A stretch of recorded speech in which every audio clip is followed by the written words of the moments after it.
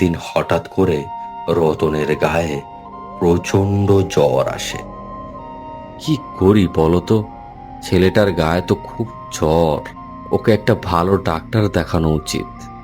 সব কিছু হয়েছে তোমার ওই লালুর জন্য।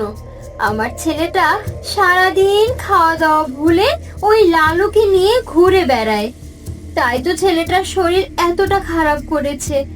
ছেলেটা গরুটাকে বড্ড ভালোবাসে, এটা নিয়ে তুমি আবার এত কথা বলছো কেন? আমি বরং কিছু টাকা জোগাড় করি, ছেলেটাকে শহরে নিয়ে গিয়ে একটা ভালো ডাক্তার দেখাবো।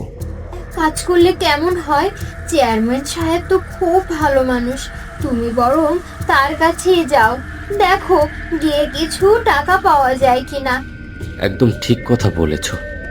চেয়ারম্যানের ছেলে খারাপ হলেও চেয়ারম্যান সাহেব বড্ড ভালো মানুষ, তার কাছে কেউ গেলে কখনোই খালি হাতে ফেরান না।